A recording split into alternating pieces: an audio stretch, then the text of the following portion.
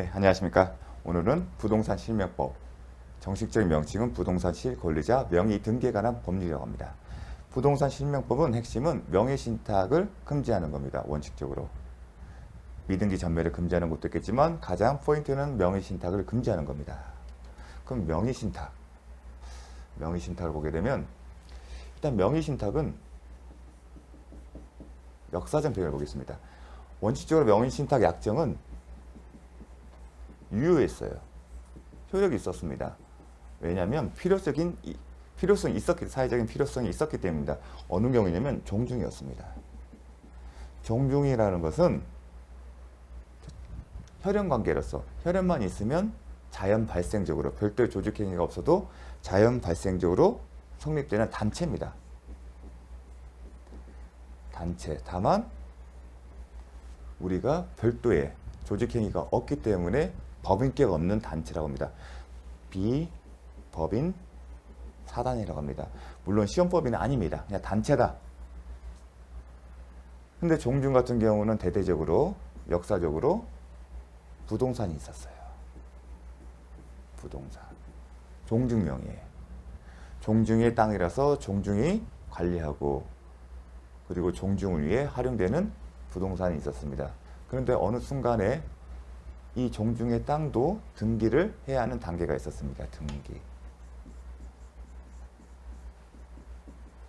근데 과거에 우리가 민법이 처음 만들어지는 그 수십 년 전에 이 등기는 종중명을 등기하는 것은 되게 낯선 거였었어요. 지금이야 단체, 별도의 부동산 등기 등록번호를 받아서 다 하겠지만 최초에는 이 등기를 하기 시작하는 최초에는 종중명의로 하는 것 자체가 쉽지 않았습니다. 등기를 하는데 종중명의로 하는 게 쉽지 않고 곤란했기 때문에 그리고 법 제도 자체가 정비되지 않았기 때문에 누구 명의냐? 종원명으로.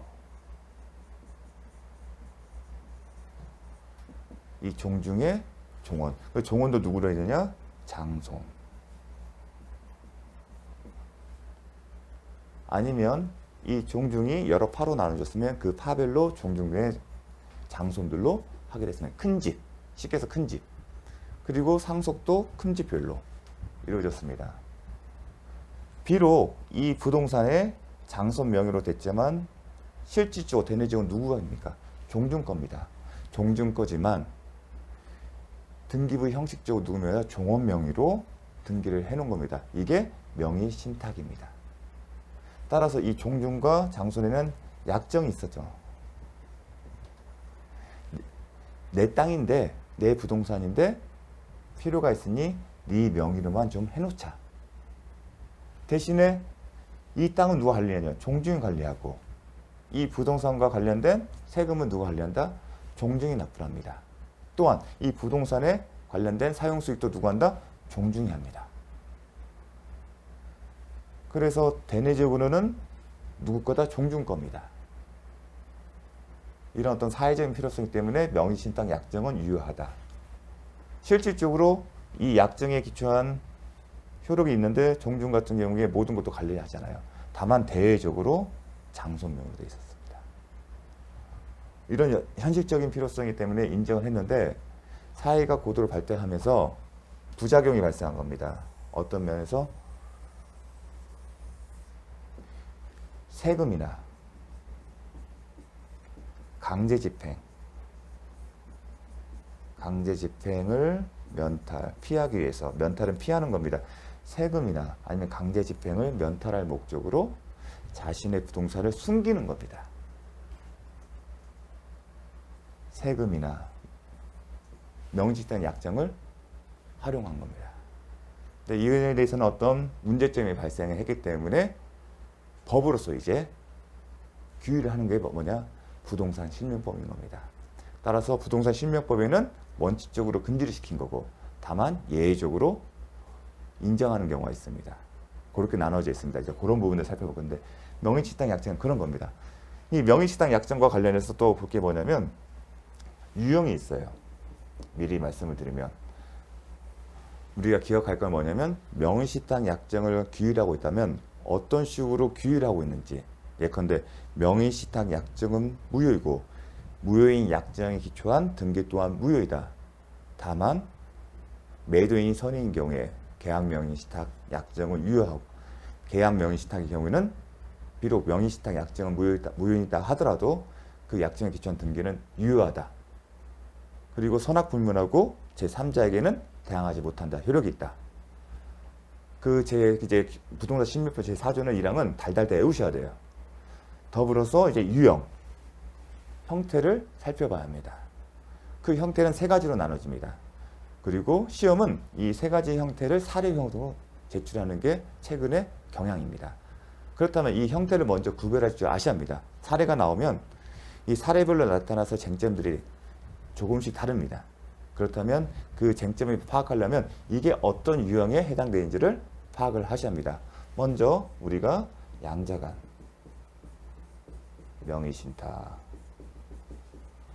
그 다음에 중간 생략형, 명의신탁, 아니면 제3자간, 명의신탁, 세 번째는 계약, 명의신탁, 이렇게 세 가지로 구분하고 있습니다.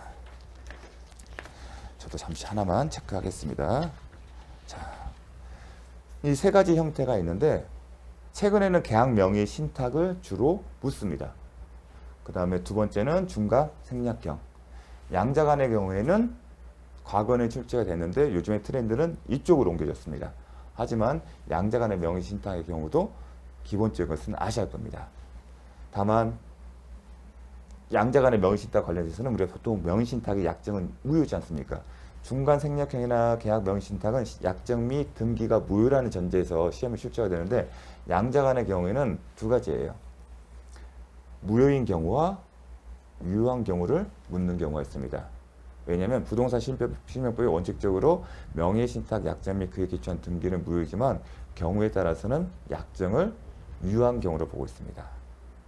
근데 이미 그러한 예외는 하나 언급했습니다. 뭘까요? 종중이요. 종중. 이게 사회적 필요성에 의해서 인정하는 케이스들, 그러한 경우에 법률 관계를 묻는 지문들이 있습니다. 그런 것들 볼 텐데, 그러면 양자간부터 어떻게 파악하는지. 양자간, 명의신탁. 간단합니다. 이거는요. 어디서 보느냐? 신탁자. 항상 명의신탁이면 개념이 뭐가 나오죠? 신탁자. 용어 자체가 신탁자, 수탁자라는 용어가 나옵니다.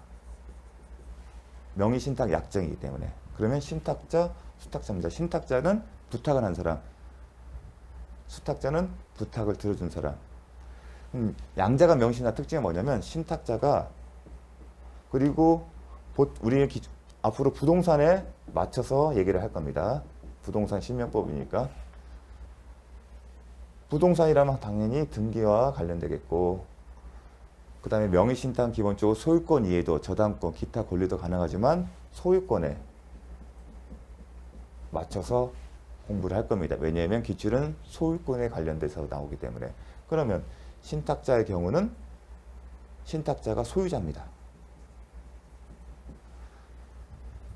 기타 두 번째, 세 번째, 계약 명의신탁, 중간 생략형, 중간 생략은 또 다른 용어로죠. 제3자간 명의신탁의 경우는 신탁자가 소유자가 아닙니다. 즉 2, 3번은 소유자와 신탁자가 다릅니다. 따라서 지문에 신탁자와 소유자가 같으면 뭐가 된다? 양자간 명의신탁이 되는 겁니다. 따라서 지문에는 자신의 소유의 부동산을, 갑은 자신 소유의 부동산을 뭔말 목적으로 을에게 명의를, 신탁을, 약정을 체결했다. 뭐 그런 표현이 나옵니다. 그러면 양자간입니다. 하지만 2, 3번의 경우는 소유자와 신탁자가 다릅니다. 그 점에서 차이점이 있습니다. 기억하시겠죠? 자, 다음. 그러면 중간 생략형, 그 다음에 제3자간 명의신탁. 자, 양자가든 중간 생략형이라 해서 3번은 뭐가 나오냐면, 일단은 기본적으로 3번은 계약, 명의, 신탁. 일단 공통된 게 뭐냐면 여기는 매매 계약이 기본적으로 나옵니다. 다른 계약이 있을 수도 있는데 저희는 시험 포인트에 맞춰서 부동산 매매 계약이 관련해서 이제 지문이 뜨고요. 그 다음에 소유권과 관련된 겁니다. 매매 계약. 그럼 매매 계약이 있으면 등장하는 인물은 매도인, 매수인이에요. 다만이 여기 생략한 명의신탁, 명의신탁은 공통적인 명의신탁이기 때문에 신탁자, 수탁자가 나옵니다. 그런데 먼저 소유자와 신탁자는 같다고 했습니까? 다른다고 했죠. 신탁자는 자와 소유자는 다릅니다. 신탁자와 소유자가 같으면 양자가 명의신탁이 되는 거고 신탁자와 소유자가 다른 경우라면 2번 아니면 3번일 겁니다. 그럼 어디서 차이점이냐? 매매계약이에요. 그럼 계약의 당사자를 보는 겁니다. 계약의 당사자를. 매매계약의 당사자, 즉 신탁과 관련된 매수인이 누군지를 보는 거겠죠. 일단은 신탁자와 소유자가 다르기 때문에 소유자가 매도인이 돼요. 둘 중에는 당연하겠죠. 매도인. 근데 이 매도인은 신탁자 소유자가 아니겠죠. 수탁자도 아닙니다. 그럼 매매계약 당사자를 누구로 보냐가 이제 핵심인데 중간 생략형 좀 지워서 매수인이 신탁자예요. 중간 생략형은 계약 명의신탁은 매수인이 수탁자예요. 그럼 매매계약 당사자가 매도인 소유자겠죠. 신탁자는 아닐 거고요. 그러면 매도인은 다 적어주겠습니다. 소유자. 그리고 신탁자는 아닙니다. 여기도 마찬가지고요. 매도인은 소유자인데 신탁자가 아니에요. 다만 중간 생략형은 신탁자이고 계약 명의 신탁은 누구다? 수탁자입니다. 그럼 등기는요? 등기 명의인은 수탁자. 여기 등기 명의인은 수탁자. 그러면 계약 명의 신탁 특징은 매수인이 수탁자가 매매계약 당사자이기 때문에 당연한 겁니다. 매수인이 수탁자이기 때문에 매매계약 당사자였잖아요. 당연한 게 아니라 매수인과 수탁자이고 등기미도 수탁자인 경우는 계약 명의신탁. 계약을 했잖아요. 명의신탁의 수탁자가 등기를 가질 뿐만 아니라 계약까지도 있잖아요. 당사자로. 명의신탁 약정은 기본적 포인트는 등기를 누구 명의로 하냐는 겁니다. 그렇죠. 근데 등기는 이제 수탁자 명의로 다 하게 돼 있어요. 그렇죠. 내부적으로 내 걸로 하는데 외형상 형식적으로 소유권을 등기를 넣어 네 이름을 할게. 그게 명의신탁이잖아요. 등기를 하는데 구별된 게 뭐냐면 계약 명의신탁은 등기의 원인인 매매계의 당사자가 수탁자가 되는 경우는 계약 명의신탁이고 중간 생략형은 매도인 신탁자가 매매계약의 당사자입니다. 즉 계약은 신탁자가 매도인과 하고 다만 등기를 수탁자 명의로 하는 겁니다. 그 차이점이 있습니다. 요거 아시겠죠? 자, 요게 이제 1, 2, 3을 나누는 유형입니다. 그러면 이 유형별로 특징들이 있습니다. 그 특징들, 이런 유형일 때 쟁점들을 여러분들은 일괄 잘 구분하셔서 잘 요약을 해서 암기를 하셔야 합니다. 그래서 오늘 강의는 이 유형별의 특징들을 먼저 살펴보고 거기에 맞춰서 출제된 사례들을 살펴보도록 하겠습니다. 다만 또 이 명의신탁 약정의 개념을 봤을 때 우리가 지금 명의신탁 약정을 했을 때 등기가 되지 않은 상태에서도 약정은 체결된 걸로 봅니다. 즉 명의신탁 약정은 약정이 성립되기 위해서 반드시 등기까지 이루어질 필요는 없다는 겁니다. 이렇게 하기로 한다. 어떤 걸? 명의를 내 대신에 가지고 있어. 더 나가서 부동산이니까 등기까지 가질 필요는 없습니다. 그런 개념까지 한번 보겠습니다. 자, 실명법. 자, 의의는 대내적 관계에서는 신탁자와 수탁자 내부에서는 신탁자가 소유권을 보유해서 관리 수익하고 다만 공부상, 등기부상의 소유 명의만을 수탁자로 합니다. 그래서 수탁자는 사실상 대내에 관해서 어떤 권한도 없고 그냥 형식적으로 이름만 갖고 있는 겁니다. 현실에서도 명의신탁 약정이 체결되면 등기권리증, 등기를 했을 거 아니겠습니까? 그럼 수탁자 명의로 등기해서는 등기 권리증이 있을 텐데 그 등기 권리증을 누가 갖고 있냐? 보통 신탁자가 갖고 있습니다. 실질적으로 이 사람 거니까. 그리고 사용수익 신탁자가 합니다. 단지 수탁자는 이름만 갖고 있는 겁니다. 근데 개념을 봤을 때 대내적 관계에서 소유권을 보유하며 대내적 소유권을 보유하며 공구상의 소유 명의만을 수탁자로 하는 것이지 더 나아가 등기를 해야만이 수탁자 명의로 등기를 해야만이 명의 신탁이 성립한다? 아니다. 단순히 이렇게 하기로 약정만 해도 그래서 부동산 실명법에는 약정이라는 표현을 쓰죠. 약정. 명의 신탁 약정. 약정은 말 그대로 등기까지 하지 않도록 서로 낙선계약과 비슷하게 생각합니다. 요물계약과 우리 낙선계약과 요물계약을 구별하듯이 약정도 약정만 그렇게 명의신탁 약정 개념을 둬야만이 세 가지 유형이 나오는 겁니다. 따라서 등기까지 요하는 건 아니고 단순히 내부적으로 소유권을 보유하고 외형상 소유 명의만을 네 걸로 할게 수탁자 명의로 할게 그렇게 서로 하기로 한 약정만 있어도 명의신탁은 성립된다. 자, 부동산 실명법 제정 전에는 유효하다는 것이 판례였습니다. 하지만 이 법이 제정되면서 원칙적으로 명의신탁 약정은 금지하고 있습니다. 즉, 금지하는 방법으로서 효력이 없다고 한 겁니다. 자, 그렇다면 부동산 실명법 적용 범위가 일단은 키포인트 하나입니다. 출제 범위입니다. 먼저 부동산 명의 신탁이 있잖아요. 명의를 신탁하는데 이 명의는 뭘까요? 소유권, 객체. 대표적인 게 소유권인데 반드시 소유권뿐만 아니라 기타 물권도 가능합니다. 예컨대 저당권도요. 저당권도 가능합니다. 뭐 지상권, 물권이니까 기타 물권.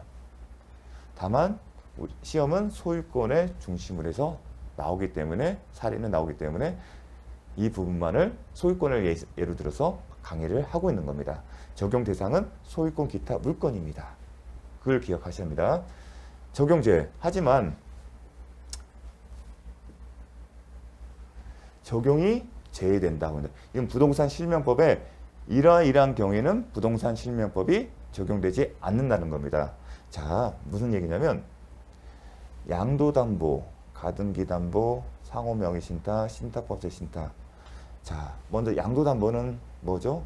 개념이 채권을 담보할 목적으로 양도담보권 설정자가 재산권을 양도담보권자에게 이전하는 겁니다. 하지만 양도담보권자가 바로 소유권을 취득합니까?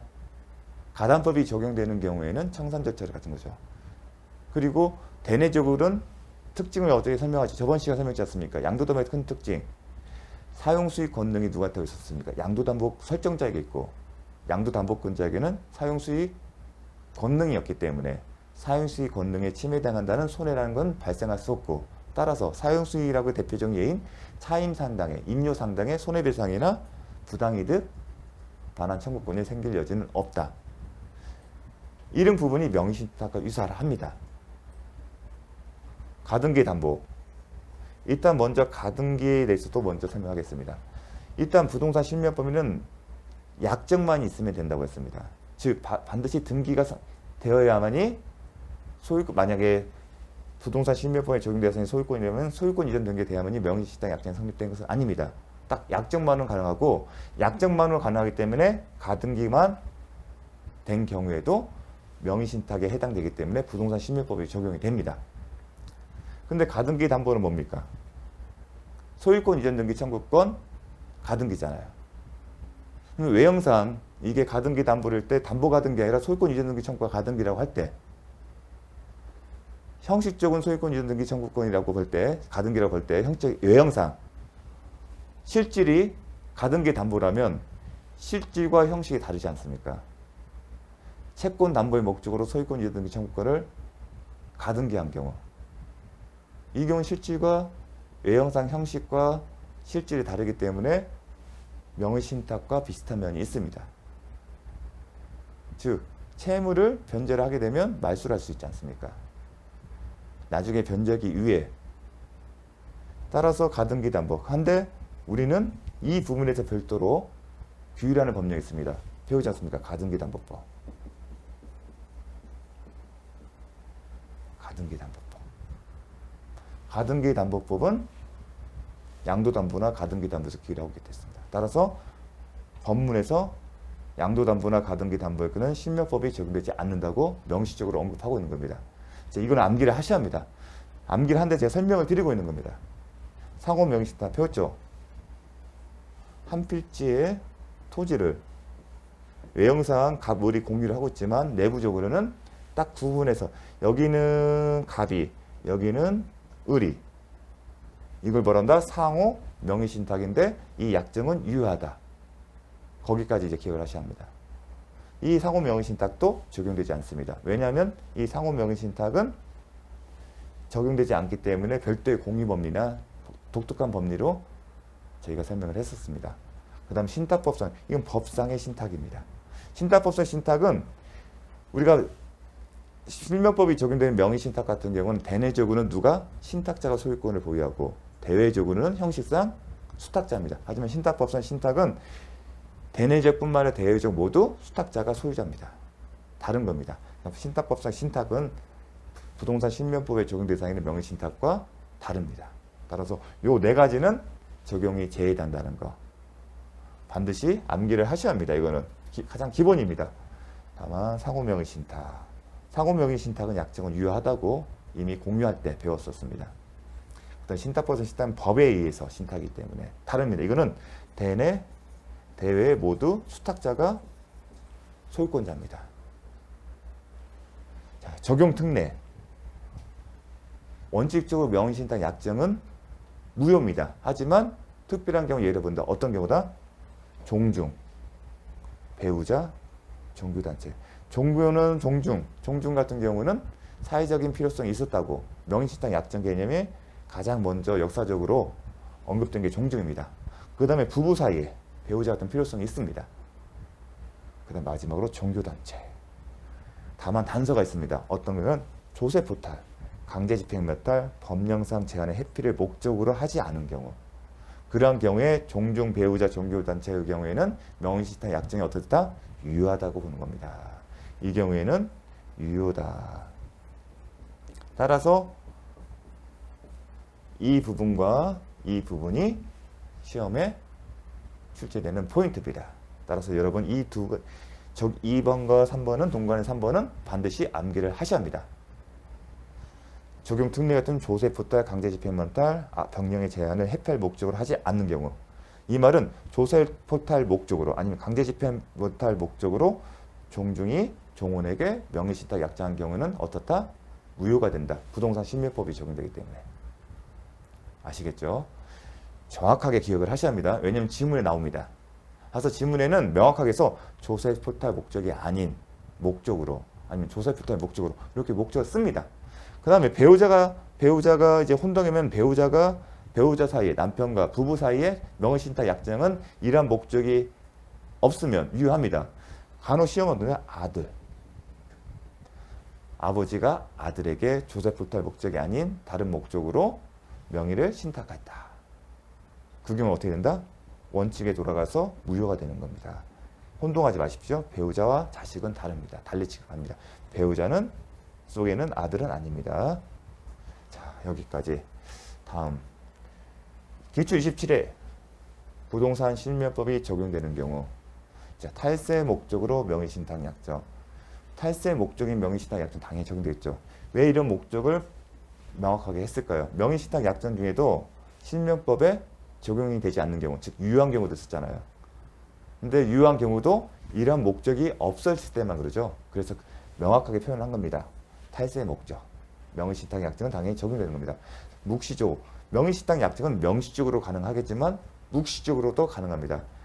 이제 이 계약편에 지금까지 공부를 했을 때 어떠한 의사표시는 명시적으로 하는 것도 원칙이지만 묵시적으로도 가능한 경우도 많았습니다. 대부분 묵시적으로도 인정을 합니다. 다만 엄격하게 판단할 뿐이죠. 명시적으로 한 것뿐만 아니라 묵시적으로도 되게 인정하는데 정도의 차이뿐입니다. 명시적으로 계약을 체결한 것과 동일하게 볼 수 있는 정도가 되어야만이 묵시적으로 계약의 체결을 볼 수 있다. 그런 또 정도의 차이가 있을 뿐이지 했던 약정이나 그런 것들은 다 묵시적으로 인정합니다. 따라서 묵시적으로 한 것은 고민하지 마시고 인정된다. 맞는 답이라고 생각하시는 게 좋을 겁니다. 네, 3번이 이제 좀 해설이 필요한데 명의신탁 약정에 따라 소유권 이전 등기 청구 보존한 가등기인 경우 자 이거는 약정의 개념입니다. 제가 약정의 개념할 때 등기 필요다 안 하다 등기가 없어도 가능하다고 했지 않습니까? 따라서 그 약정에 따라서 약정만 있으면 일단 성립하는 겁니다. 등기 여부는 따지지 않는 겁니다. 그 약정에 의해서 가등기를 하는 것은 별개의 문제인 겁니다. 약정이 됐기 때문에 실면법이 적용되는 거고 그 뒤에 등기가 되는지 여부는 고려하지 않습니다. 혼동의 여지를 주는 거죠. 해설 보겠습니다. 명의신탁 관계가 성립하기 위하여 명의수탁자 앞으로 새로운 소유권 이전 등기가 행하여지는 것은 반드시 필요한 것은 아니다. 약정만 있어도 된다는 겁니다. 약정만 하더라도 성립한다는 겁니다. 따라서 그렇기 때문에 실명법에서는 등기에는 가등기도 포함한다고 기재가 되어 있는 겁니다. 법에 등기 표현에 실명법 명의신탁 약정하면서 등기라는 표현이 사용되는데 그 등기 옆에 가등기 포함 이렇게 써 있는 겁니다. 그 기본적인 것은 명의신탁 성립에 반드시 등기가 필요하지 않기 때문에 자 기억하십시오. 29회 갑은 자신의 X 토지 중 자신의 X네요. 갑은 자신의 일부를 특정하여 을에게 매도했다. 토지를 분할하는 등의 절차를 피하기 위하여 편의상 을에게 Y 부분의 면적의 비율에 상응하는 공유 지분 등기를 마쳤다. 다음 중 옳은 것은 이게 지금 뭐죠, 여러분? 이 지문을 읽고 이게 뭔지를 살펴보셔야 합니다. 이게 구분 소유 구분 소유고요. 자, 상호 명의신탁. 공유는 공유인데 구분 소유적 공유. 구분 소유적 공유인데 구분 소유적 공유. 자, 구분 소유적 공유할 때 이 예를 들었었어요. 자, 기억나시는지 한번 보겠습니다. 갑 소유였어요. 근데 이 부분을 을에게 매도를 했어요. 그럼 원칙은 어떻게 하냐면 분필 절차를 밟아요. 이 한 필지 토지를 두 개로 나눠서 갑, 을이 가지면 돼요. 그렇죠. 그런데 이 분필 절차를 피하기 위해서 아니면 번거로워서 아니면 분필 자체가 불가능하게 되면 이렇게 분필해서 소유권을 넘겨주는 대신에 공유자로서 등기를 하는 겁니다. 등기부상에. 원칙주는 분필해서. 그럼 등기부상에 을을 공유자로 등기합니다. 면적이 같으면 2분의 1씩 2분의 1씩 되겠죠. 하지만 갑과 을은 이 특정 부분을 을에게 맨 거죠. 이 한 필지 토 중에서 이 부분을 누구한테? 을에게. 나머지는 누가? 갑이 쓰는 거죠. 배타적으로. 원칙적으로는 분필을 해서 여기는 갑이 갖고 여기 을이 가져는데 이 분필 절차 피하기 위해서 편의상 을을 앞으로 공유를 해준 겁니다. 이거보다 구분 소유적 공유. 구분 소유적 공유의 성격을 본다. 상호 명의 신탁이다. 상호 명의 신탁이 묵시적으로 있던 것으로 보는 겁니다. 명시적이다. 아시겠죠? 그러면 구분 소유적 관계에 있을 때 이 부분은 누가 배타적으로 쓰는 거죠? 갑이 쓰는 거고요. 이 부분은 을이 쓰는 겁니다. 대내적 관계에서 갑을과 관계에서. 다만 대외적으로 갑과 을은 제3자와 관계에서는 공유 지분의 법리의 기본 법리가 그대로 적용된다는 거. 그게 구분 소유적 공유의 핵심 포인트입니다. 대내적으로는 갑과 을 사이에 대비해서는 갑은 이 부분만 자기가 배타적으로 쓰는 거고 을은 자신이 여기에 배타적으로 쓰는 겁니다. 다만 대외적 이 갑과 을 소유의 지분을 제3자가 침범했을 때 방어 행위는 공유의 일반 법리에 똑같습니다. 그렇게 설명을 드렸었습니다.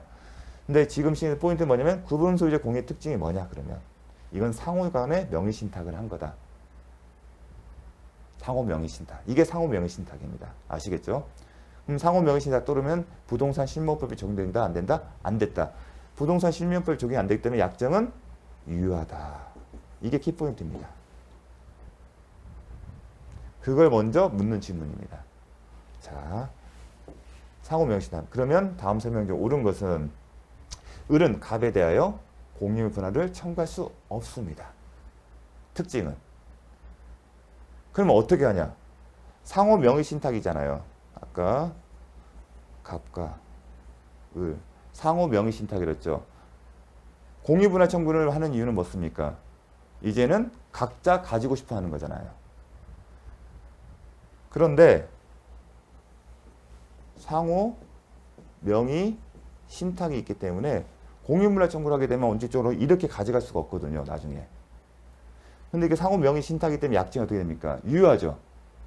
약정이 유효하기 때문에 갑과 을이 이 관계를 깨고 싶으면 이렇게 하면 됩니다. 명의 신탁을 해지하면 되는 겁니다. 명의 신탁을 해지를 해서 갑 앞으로 각자 서로 간에 지분의 2분의 1씩을 넘겨주는 겁니다. 그래서 상호 명의 신탁에서 중요한 것은 공유물 분할 청구를 할 수 없다. 하지만 공유물 분할 청구하는 목적은 뭡니까? 각자가 이제 자기가 쓰고 있는 것을 혼자서 쓰고 싶은 거잖아요. 그 방법은 뭐다? 이 구분소유적 공유 관계는 상호 명의 신탁이고 상호 명의 신탁은 유효하기 때문에 명의 신탁을 해지하고 나머지 자신의 상대방의 지분을 자신한테 넘겨달라고 하는 겁니다. 그거를 함께 같이 기억하셔야 합니다. 공유물 분할 청구할 수 없습니다. 원칙적으로 공유에는 분할을 청구할 수 있지만 구분소유적 공유 관계에서는 서로에 대해서 공유 분할 청구를 못합니다. 대신에 각자 단독을 갖고 싶으면 어떻게 한다? 명의 신탁을 해지를 하면 되는 겁니다. 너와의 명의 신탁을 해지할 테니까 네 명예에 돌려줘. 나는 네 걸 돌려줄게. 이렇게 하는 겁니다. 결국은 분비죄자를 받는 겁니다. 결국에 가서는. 자, 그 부분이 핵심입니다. 을은 갑의 동의 없이 Y 부분. 자, 이게 갑이 X 부분, 을이 Y 부분에 있어요. 각자가 갖고 있는 거죠. 각자가 배타적으로 독점적으로 갖는 거예요. 따라서 각자가 갖고 있는 부분은 처분할 수가 있습니다. 동의 없이. 고객은 동의 없이 제3자에게 처분할 수 없다? 있다. 근데 공유의 법리는 보존행위, 관리행위, 처분행위. 처분행위 하려면 다른 공유자의 동의를 필요한다고 하지만 구분소유적 공유에는 이 법리가 적용이 안 되는 거죠. 을이 Y 부분을 점유하는 것은 을이 자신의 부분을 점유하는 것은 권원의 성질상 타주점이다? 아니죠. 이건 배타적으로 자기 거잖아요. 그러면 자주점인 거죠. 자주점이다. 남의 것을 하는 게 아니라 이걸 배타적으로 쓴다는 것은 자기 거예요. 다만 편의상 분필을 하지 않고 지분의 형태로 가지고 있을 뿐이지 이 둘의 관계에서는 이건 내 거야. 이거는 갑이 거예요. 갑이 을의 것을 침범하면 을은 갑에 대가 너 침범하지 말라고 얘기를 할 수 있다는 얘기입니다. 둘 사이 관계에서는. 단독 소유자로 보면 되는 겁니다. 둘 사이에서는. 제가 을이 Y 부분이 아닌 갑 소유 부분에 자, 을이 자신의 소유 이 부분이 아니라 어디 부분에요? 갑 소유 부분에 건물을 신축한 경우에는 법정 지상권 성립한다? 아니다. 설명드렸습니다. 왜냐하면 지금 건물을 을이 신축했기 때문에 그러면 각자가 갖고 있는 거라고 보였죠? 나눠서 그랬죠. 제가 소유자가 다르기 때문에 이 부분은 공유 형태지만 각자가 갖고 있는 걸 보라고 하셨지 않습니까? 자, 5번 을은 Y 부분을 불법 점유하는 병에 대해 제3자죠. 제3자죠. 제3자와 관계에서는 어떻게 본다? 일반 공유의 일반 법리가 그대로 적용된다고 했죠. 따라서 공유물의 보존행위를 근거로 배제를 구할 수 있다 없다? 있답니다. 그러니까 대내적인 관계, 대외적 관계 구분해서 하는데 대외적 관계는 공유법리가 그대로 적용되지만 대내적 관계에서 다른 겁니다. 이런 부분이 다른 거죠. 보통의 공유의 법리의 다른 부분 이 부분이고요. 그 다음에 이 부분입니다. 그리고 4번. 이게 구분소유주의 특징인 겁니다. 제가 이제 구분소유주의 특징인데 불구하고 여기에 이제 기출문제를 올려놓으면 구분소유적 공유가 상호 명의신탁이기 때문에 그 상호 명의신탁은 부동산 실명표에 적용되지 않고 명의신탁 약정이 유효하다. 따라서 각자가 그 관계를 깨고 단독으로 자신이 배타적 하고 싶으면서 독립하게 갖고 싶으면 방법은 뭐다? 공유물 분할 청구가 아니라 명의신탁 약정을 해지하는 겁니다. 근데 해지는 또 설명드린 게 약정 해지잖아요. 해지는 약정이 유효할 경우에 해지가 가능한 겁니다. 약정이 무효이면 해지는 성립되지 않습니다. 따라서 아까 상호 명의신탁 약정이 유효하기 때문에 해지를 함으로써 원하는 공유인 분할 청구와 같은 동일한 목적을 달성할 수 있는 겁니다. 자, 아시겠죠? 만약에 공유물 분할 청구를 법리가 되게 되면 형성의 소고, 만약에 공유물 분할 청구 소송을 가게 되면 판사님은 이런 현황을 달리 정할 수도 있지 않습니까? 직권조사사항이라고 했죠. 어떻게 나눠질지는 별도의 심리를 거치기 때문에, 그리고 당사자 변론의 주장에 구속되지 않고 법원은 그 주장을 바탕해서 재량껏 판단할 수가 있습니다. 그런 법리가 이런 경우에는 적용되지 않겠죠. 구분소유적 경우는 내부적으로 딱 정해져 있잖아요. 방법은 명의신탁을 해지하면 되는 겁니다. 굳이 그걸 소송을 할 필요도 없고요. 공유물 분할청구 소송은 서로 협의가 되지 않으면, 협의를 거쳐 안 되게 되면 분할청구 소송을 해야 하지 않습니까? 자, 그런 특징이 있기 때문에 제가 이 명의신탁 편에서 언급을 하고 있습니다. 잘 기억해 주십시오. 28회 갑은 조세 포탈 강제 집행 면탈 또는 법령상 제한 회피를 목적으로 하지 않고, 이런 단서가 붙네요. 아, 이런 목적이 없구나. 누구한테? 배우자. 그러면 딱 배우자. 아, 이격된 명의신탁 약정이 이런 목적이 없었기 때문에 배우자의 관계는 약정은 유효하다, 무효다? 유효다. 그걸 먼저 생각을 해야 합니다. 을과의 명의신탁 약정에 따라. 그러면 약정은 유효하다. 그러면 신탁자 누구죠? 갑이다. 근데 이제 형태, 자신의 토지잖아요. 소유자, 신탁자가 자신의 토지니까 신탁자와 소유자가 틀리나요? 같나요? 같잖아요. 그러면 여기는 양자간 명의신탁. 이라고 딱 답이 나오시면, 자신의 엑스토지를 을 명의로 소유권 이름을 맞추쳤다. 이에 관한 설명을 틀린 것은 결국은 양자간 명의신탁이에요. 그러면 엑스토지에 대해서 소유자가 갑에서 을로 간 거죠. 그러면 식탁자, 수탁자 명의로 바뀌었죠. 명의가. 그리고 여기가 소유자죠. 그럼 결국은 갑에서 을로 명의를 맡기는 거죠. 그러면 대부분 형식적인 등기원을 기재하겠지 않습니까? 이게 매매예요. 매매를 쓸 겁니다. 보통의 명의신탁 약정 양자간을 했을 때 등기 신청하려면 신청의 원인을 쓰잖아요. 그러면 매매를 씁니다. 증여를 쓰지 않고. 증여를 하게 되면 증여세를 납부하기 때문에. 그래서 매매. 그러니까 신탁자가 소유자이기 때문에 양자가 명의신탁. 이 명의신탁 약정은 효력이 있다. 그러면 이 묻는 질문은, 우리가 지금 부동산 실명법이 적용되는 것은 포인트가 뭐예요? 명의신탁의 약정이 무효이고, 약정이 무효인 명의신탁에 기초한 등기 또한 무효이다. 그게 근데 지금은 명의신탁 약정이 유효한 경우의 법리를 물어보는 거예요. 따라서 이분은 유효한 명의신탁 약정의 법률 관계를 묻는 겁니다. 근데 이제 기출이 됐고 최근에 출처되지 않지만, 약정이 유효하면 어떻게 되는지를 보시면 되는 겁니다.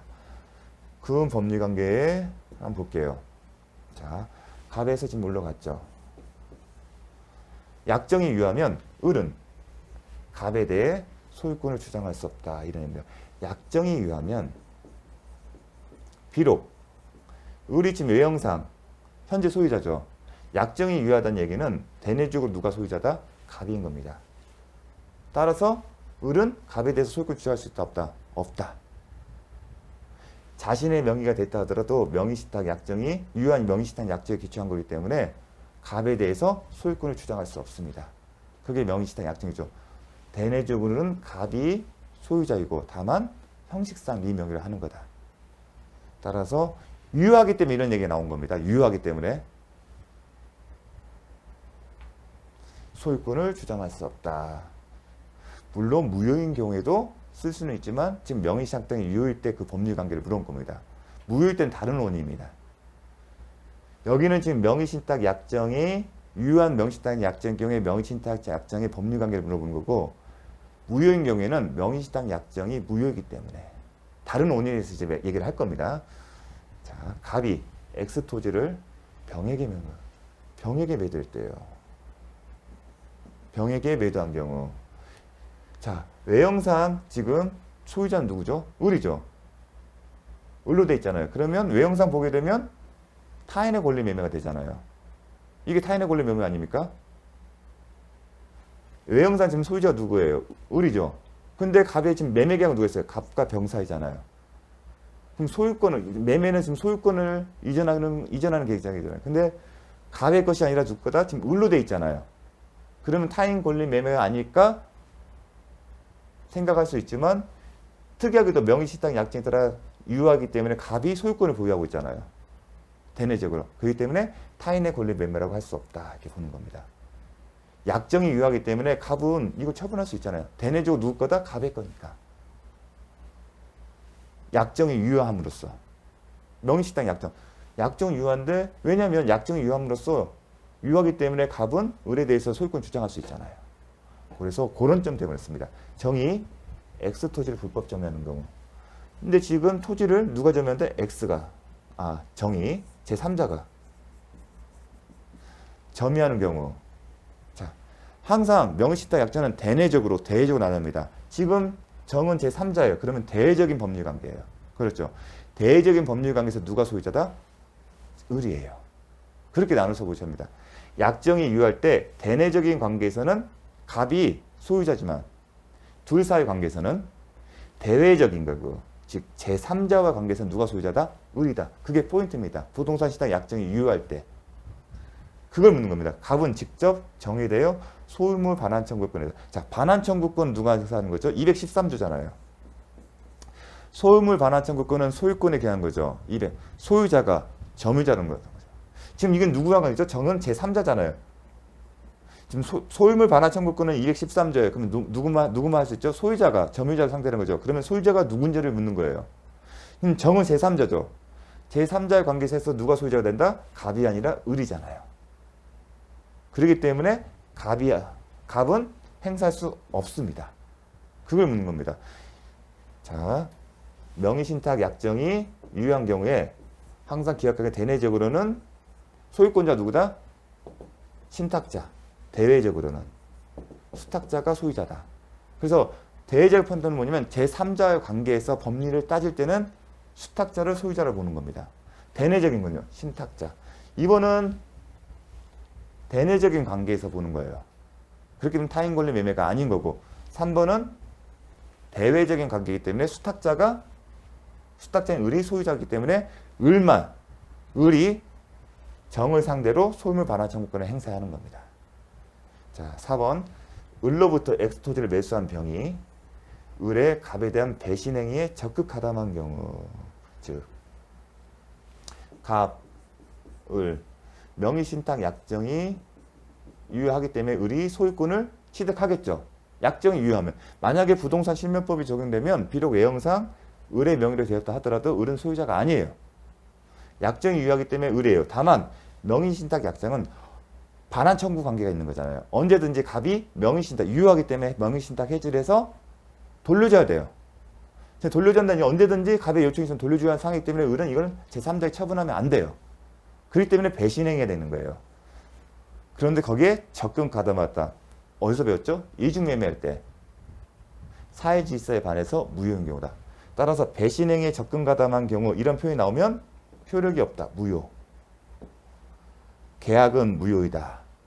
그러면 항상 계약이 무효이면 항상 등기원인 쓰잖아요. 제가 등기원인. 계약이잖아요. 매매 계약이죠. 등기 그다음에 권리자 쓰잖아요. 근데 이 계약이 무효이면 등기원인이 무효이기 때문에 등기도 효력이 있다 없다? 없다. 제3자 명의로 됐다 하더라도 효력이 없다. 계속 그렇게 해왔습니다. 등기원이 무효이기 때문에. 그래서 계약 무효다. 이 표현은 배신행위에 접근 가담. 이중매매 떨어지시면 됩니다. 5번. 병이 을과의 매매 계약에 따라 X토지에 자, 갑, 을, 병이 을과의 매매 계약에 따라 X토지의 소유권을 마친 경우 특별한 사정이면 병이 X토지의 소유권을 취득한다. 무슨 말이냐면 대외적인 관계죠. 대외적인 관계에서 소유자가 누구다? 을이다. 그럼 소유자 을이 병에게 넘긴 거기 때문에 원칙적으로 유효합니다. 다만 예외적으로 어떤 경우? 배신. 병이 이 배신, 을과 갑 입장에서는 을의 행위가 어떻게 돼요? 병에게 처분한 배신 행위예요. 그 행위에 병이 적극 가담한 경우에는 어떻게 된다? 무효가 된다. 따라서 특별한 사정이 없다는 얘기는 배신행위에 적극 가담한 경우가 아니라면 을에서 병으로 가는 소유권 이전 능력이 유효하다. 그 얘기를 하는 겁니다. 자, 약정이 유효한 경우에 대내 대외를 나눠서 공부를 하셔야 합니다. 자, 가장 전형적이겠습니다. 잠시 쉬었다가 계속 공부하도록 하겠습니다.